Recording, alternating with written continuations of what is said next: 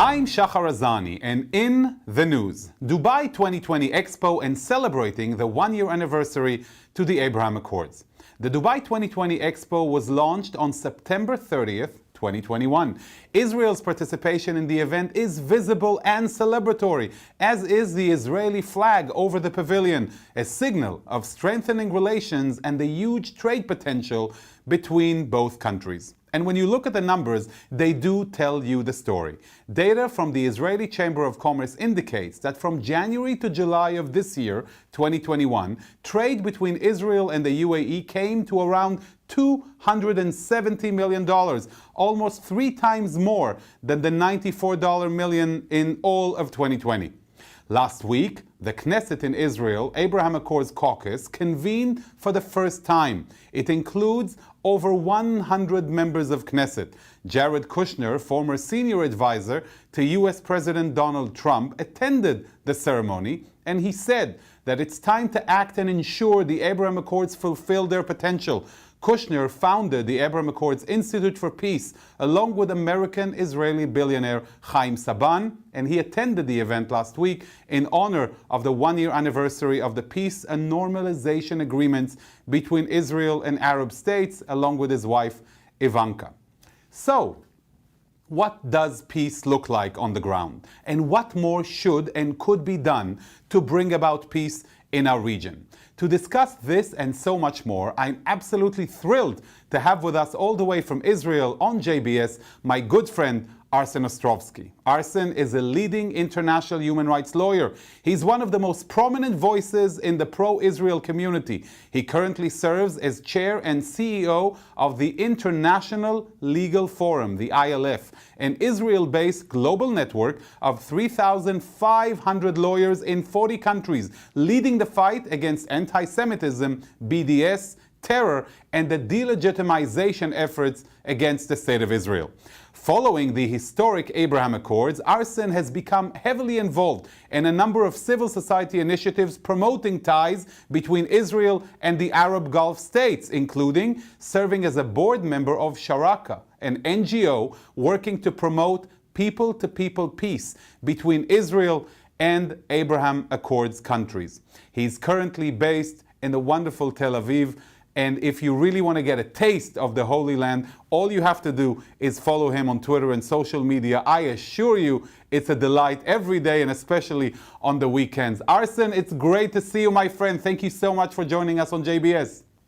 It's always great to be with you, my friend Shachar. Hopefully next time together in person and in your beautiful, beautiful studios in New York. Amen. We're waiting for you. So first, Arsen, let me dive into the issues. I want to ask you, first of all, about the ILF. Can you tell us a little bit about it and what you do? And what was your most recent campaign or initiative? Sure, absolutely. Look, the ILF is essentially, it's a global network of lawyers and pro-Israel activists, some 3,500 around the world, over 40 countries, I think, as you mentioned in the introduction. And we're really committed to standing up for Israel, standing up for the Jewish people, to fighting back against the lies, the delegitimization, the demonization, fighting back against the anti-Semites, the boycotters, those who seek to delegitimize the Jewish state, but we do so through the legal lens. As lawyers, we believe that the legal arena not only possesses a great set of challenges for us as a people and as a nation, but also presents a great deal of opportunities for us to go on the offensive, to not only we not only have to be able to respond in a rapid time, we also need to change the paradigm, to change the narrative, to go on the attack, to go on the offense. So we try and make sure that we stand up, speak out when it's counted, when it needs to be, and stand up for the rights of the Jewish people and the Jewish nation. Tell us a little bit about one or two of your most recent campaigns or issues you were involved with in the ILF. Sure. I think, look, the major one, and I think one of the most successful ones, was we initiated a major anti-Durban campaign. Durban was, of course, the infamous anti-Israel, anti-Jewish hate fest in 2001 in Durban, South Africa, that really descended into some most hideous scenes of anti-Semitism, Holocaust distortion, apartheid slurs that you can imagine. And only last month, the UN under whose auspices, under whose eyes this was held initially, held a 20th anniversary celebration with world leaders and heads of state to be attending. So we really kicked into action. We had an entire campaign for months before this happened that included research, that included video, that included digital campaign, that included reaching out to European countries, calling them those who stand up and claim to stand up against racism, against discrimination, against anti-Semitism, to make sure they do not legitimize this hate fest, that they do not lend their name, do not lend any credence to this hate fest. That's the only way we can put it. And at the end of the day, some 38 countries withdrew from Durban, and the ones that were left were really the likes of Iran, Venezuela, Cuba, North Korea, all the major democracies, including the United States, Canada, Australia, and I think 3/4 of the EU nations, which is crucial to this, withdrew. So I think that was an important battle that not only we were proud to lead, but certainly with the pro-Israel community together to fight back and to speak loudly. Right. We also extensively cover the issue, Durban, as we call, infamy for posterity, to understand the lessons of Durban, not just on the 20th anniversary, but for many more years to come. And this is shedding light on the hypocrisy of international community, of the United Nations and other human rights organizations, is also part of your expertise, for we follow extensively your work vis-a-vis Human Rights Watch and they're dealing with what's happening between Israelis and Palestinians. Maybe you can tell us a little bit about that. Sure. I mean, look, Human Rights Watch, despite its name, despite the name of the organization, has really nothing to do with human rights, certainly not when it comes to Israel. When it comes to this part of the region, they are essentially no more than, I think, a mouthpiece for Palestinian extremists, excusing crimes of Hamas. Really, their sole motivation, their sole mission is to single out, to delegitimize, and to attack the state of Israel, to undermine our rights, to give a free pass to Palestinian terrorists. You will never or hardly ever hear them say one single word against Hamas, against the Palestinian Authority's brutality. They are solely obsessed with Israel out of all proportion. So it's something, again, those that pretend to speak in the name of human rights, I think we need to call them out when they fail according to their very own mission and standards. So we need to speak out and call them out. And good for you for doing so, and very successfully, I might add. Now, to dive into the matter at hand today, the peace between Israel and Gulf states and normalization, a very important word in the relationship, I want to ask you, we've seen declarations, statements, White House lawn, signing ceremonies, but Arsen, as somebody who's very much not just on the advocacy level online and in the legal forum, but also on the ground, what does peace look like for Israelis, for you in Israel? I can tell you a very short story. My first opportunity to meet a group of Emiratis and Bahrainis, they were in Israel about a year ago with the Shirakawa organization, and they were in Jerusalem at the time, and actually they were there taking part also in the Hanukkah celebrations. They'd just come from the Western Wall, where they actually lit a candle at the Kotel, group from the UAE, from Bahrain. It was incredible sight. And I went to join them for dinner that evening. And as I sat down, this is the first time, by the way, I've met them as an Israeli visiting, a group visiting from the Gulf. And as I sat down with them for dinner, I noticed something quite incredible. As we're sitting down there, I'm observing, I'm watching, and I see them engaged in this really heated debate, discussion, arguments, very polite, but heated about all sorts of different issues. And in the middle of this dispersal, they're asking, can you pass me the bread? Can I get a little bit more water? And I'm thinking to myself, you know what? This could be any Shabbat table, anywhere in Israel, any Jewish family, anywhere in the United States, anywhere in the world. And so what really got me thinking was, you know what? They are just like us. They are just like us. Why did we not have this peace sooner? Why did we not have it before? And, I can tell you that, from my perspective, peace is very much, it's like a flower in the sense that politicians and diplomats, they're the ones that they plant the seeds of peace. But it's up to us. It's up to us as civil society, as educators, as leaders, as business people.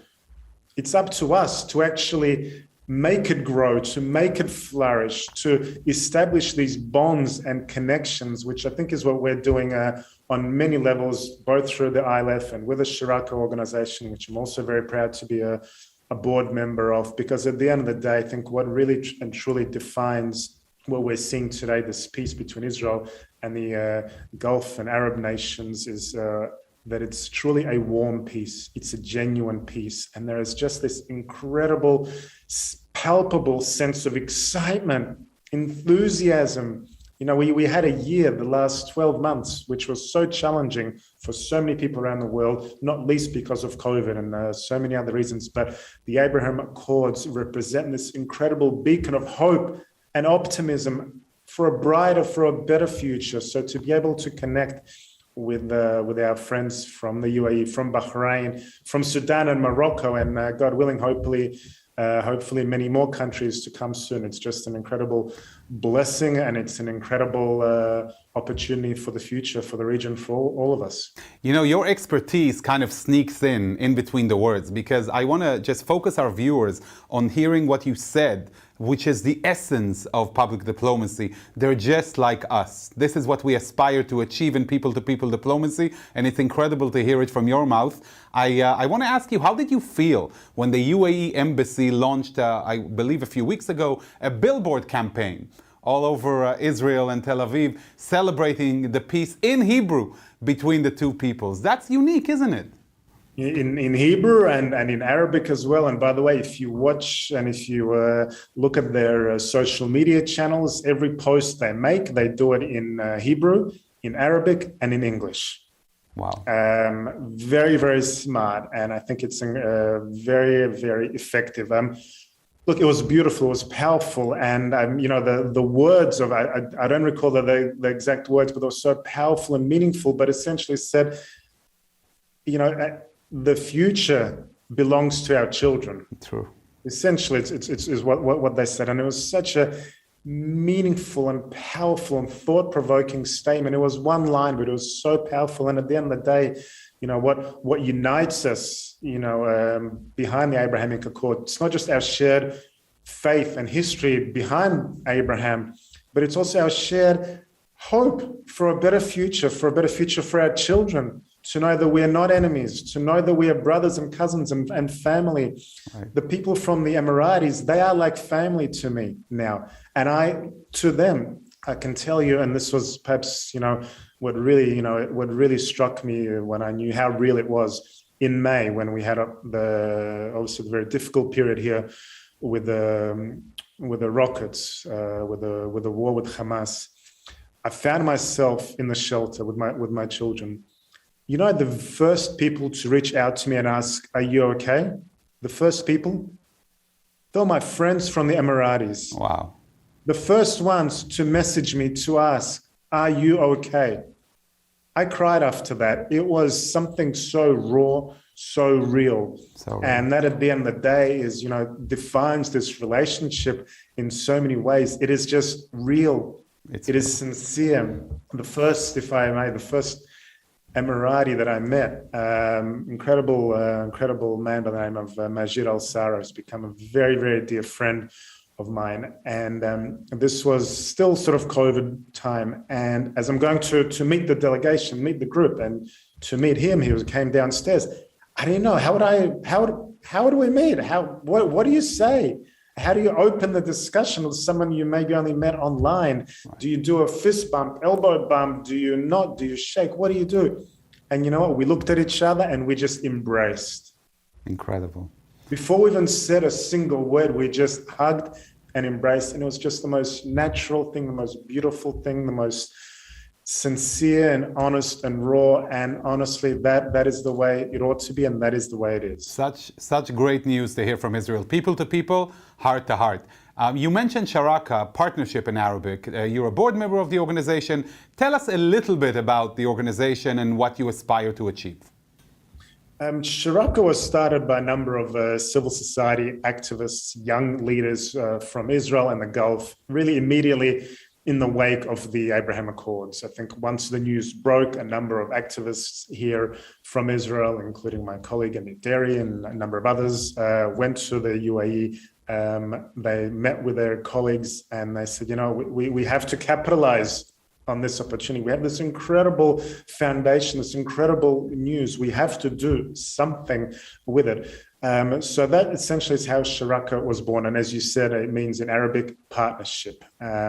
So its goal is really quite simple, powerful, but simple. It's to serve, to act as a bridge, to facilitate peace, people-to-people peace between civil society and young leaders in Israel and the Gulf. And that has taken shape in so many incredible forms. Like I said, last year, we brought the first ever civil society delegation from the UAE and Bahrain. We just brought a group just from Bahrain a few weeks ago. They've toured the country, from going to Yad Vashem, which we can talk about, was such an incredibly moving experience for them, to meeting with President Rivlin, to going to the north of the country and seeing the threats posed by Hezbollah, by Iran, which they very well understand. They have met with civil society organizations here. They've walked the streets of Tel Aviv, and you've seen them. They're like superstars. Israelis are coming to them. They're taking pictures. They're embracing them. They're taking selfies. They've seen Israel as a startup nation, the full spectrum of the country, of society. And likewise, we've taken groups to the Gulf as well, because at the end of the day, it's really by meeting each other, by seeing each other's country, by talking and seeing and understanding, that we can really, I think, embrace each other and build on this incredible foundation of peace. It's exciting. I want to ask you about the political climate, this time in Israel. You were talking about the Israeli excitement vis-a-vis the peace with the Arab Gulf states, but there was an incident in the Knesset during the session with Jared Kushner, where that delegation from Bahrain, reportedly walking in the corridors of the Knesset, encountered an Arab-Israeli member of Knesset by the name of Aida Tuma Suleiman, a woman. And according to the reports, she looked at them with contempt, and some would even say spitting to the side, disgusted supposedly by this warm-up of relations between Israel and the Gulf. What is your reaction to that kind of attitude, and where does it emanate from? Look, I can tell you the reaction of the group was, for them, it was just a passing instance. They certainly did. If they did not let it bother them, I'm not letting it bother me either. Look, it was unfortunate, but it also underscores, there are some elements that just don't want peace. It's as simple as that. They do not want peace. They do not want to see Israel prosper. They do not want to see Israel succeed. And they reach out when they see that. They speak out, and that is unfortunate that there are some negative elements like that are out of spite more than anything else, will reject this for no reason than because Israel is at peace. And I think that only really underscores their motivations and their goals. But I can tell you the group was certainly they met with Israeli politicians and leaders from across the political spectrum, from the government, from the opposition. They attended the ceremony, as you mentioned, the one marking the one-year anniversary with the Kushners as well. So they were embraced by not just the Israeli political, diplomatic echelon, but most importantly, by people on the street who saw them, who embraced them, who wanted to talk to them, who wanted to show them, who wanted to take pictures with them. So I think that's really the most important thing. Yes, and they certainly didn't let a few rotten apples, deal with it. Exciting. Absolutely correct. I want to ask you something in a historical perspective. We have seen the emergence of relations with parts of the Arab world also in the mid-90s. With the signing of the Oslo Accords, we remember the opening of Israeli missions in Morocco and elsewhere, but these withered away with the coming of the Second Intifada. Here, with these agreements, it's been a year. It's already been able to weather the change of Israeli Prime Minister. We have seen many members of the new government visiting visiting the Gulf states. Very, very exciting. We've seen a new American president, and the relationship keeps on blooming. So my question to you is, how durable do you think this agreement is this time? Do you think it's going to be able to withstand and weather incidents of flare-ups with Hamas in Gaza or elsewhere, tensions in the region? What's your take on this? I think this has all the ingredients for a durable peace, a real peace, and a warm peace. It took Israel, some 72 years for two peace agreements with Arab countries, Egypt and Jordan. And then last year, in the space of 72 days in one summer, we had three peace agreements with the UAE, Bahrain, Sudan, and since then with Morocco as well. So I think what really differentiates those agreements with these ones, I think it's the real people-to-people peace, the cultural peace. We have, normally when you have the opening of diplomatic agreements, as you know very well yourself, being a former outstanding diplomat and spokesperson as well. These things normally take time. They work in an incremental level, but this has really been at a turbo pace. We have seen, I think, something like $750 million in trade already between Israel and the UAE, and that is just the tip of the iceberg. They're predicting over $1 trillion in trade in the coming years. We have seen MOUs signed from across the spectrum in aviation, in water, in cybersecurity, in tech, in COVID cooperation. We've seen embassies open. We've seen direct flights.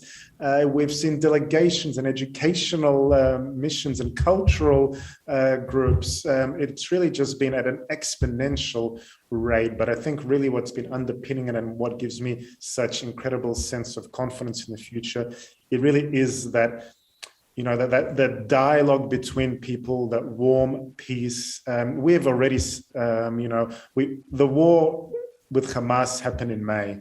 We not only withstood that, but I think it made us stronger because some of our best activists, I should say some of our best advocates, were our friends from the Gulf who very openly, not only in English, but in Arabic, they called out Hamas. They call out Iran. They stand with us. And by the way, in as much as they stand with us and they call out our enemies, I think it's imperative that so too do we stand with them as well, because Israel is certainly a country that is very much maligned in the international community, very much sense of ignorance to what is happening here. I think that applies in many ways to a number of countries in the Gulf. You mentioned Human Rights Watch. Human Rights Watch, by the way, hates not only Israel, they hate the UAE now as well. So I think in as much as they stand with us, we need to stand with them, and we are standing with them. And I think that only gives me a great sense of hope and excitement for the future. That's the incredible work you also do with Shirakawa and elsewhere to promote the people-to-people connection, which leads me to my last question. What would be your recipe, which was hinted to in your answer now, to warm up the older peace agreements that Israel has with Egypt and Jordan? What would you do? What would you want to do to make sure it's as palpable and enjoyable as the ones we have with the Gulf states? Okay, there are a number of levels, certainly on the political side as well as on a ground level. I would love to be able to visit these countries. Likewise, I would love to see more groups and delegations and trips and people coming from Jordan, coming from Egypt. I think there's where we are warming up with the Egyptians, with the Jordanians. We share a lot of strategic concerns, a lot of strategic threats in the region that are mutual threats. There's also incredible scope for cooperation in trade, not only in things like water and energy, but in many other areas. But at the end of the day, what's working between Israel and the Abraham Accords countries, it's the people-to-people connection. And we need to have more of that with Jordanians, with Egyptians as well. And I hope in the coming years, certainly we will do that. We are working on that now. And I think, God willing, there'll be only more countries that will enter the Accords. We're certainly working on that, and I think it's an exciting future, Shachar, and we're living in certainly incredible days, incredible times, and there's a lot of hope, a lot of enthusiasm, and I think it's something that we all need. You know, Arsen, some people complain when they watch the news, they get depressed and it brings them down. Speaking with you not just brought smile to my face, but to so many people who are listening to you and viewing this show today. I'd like to thank you for your stand, for your advocacy, for your activism for Israel. I urge all of our viewers to follow you, to really understand what's happening on the ground. You are, Arsen, not just a great friend, but a unique voice in the pro-Israel community. And thank you for all that you do for Israel and the Jewish people. I look forward to having you here in studio in the Big Apple. Thank you, Shah, and I look forward to being with you in person again, my friend. Thank you. Lastly, to our great viewers, I'd like to leave you with some food for thought. Arsen has taught us so much about what's happening on the ground, showed us that peace is not just possible, it's happening before our very eyes. Israelis and Arabs all over the region are joining hands, and they do so for the sake of both people's future. Yet, on the Israeli-Palestinian front, the conversation still revolves around BDS, anti-Semitism, and animosity. The Palestinians and their allies around the world have chosen to focus on a negative discourse with Israel and with Israelis, which has left them behind with all of the progress taking place today. The Israeli pavilion at the Dubai Expo is just a short distance away from the Palestinian one. So yes, maybe the Palestinian-Israeli conflict is yet to be resolved, but the time has come for the Palestinians to adopt a different approach, a more realistic and fruitful one with Israel, and to enjoy the economic benefits that come with it for the sake of the Palestinian people and for the sake of Israel. I hope they will see this as an encouragement to do so and be done with the futile and unrealistic hallucination of getting rid of Israel, for all of our sakes. As we always say, peace can only come from Jerusalem and Ramallah, not Stockholm, Geneva, or New York, not even Twitter. I'd like to thank you all for watching, and to all we say, stay safe, stay happy, stay healthy. I'd like to thank our director, Sloan Copeland, JBS's managing director, Dara Golob, our technical manager, Michael Paley, transmission manager, John McDevitt, and to our wonderful producer of In the News, Carol Lilienthal. For JBS, I'm Shachar Azani. Until next time, see you soon. Shalom and lehitraot.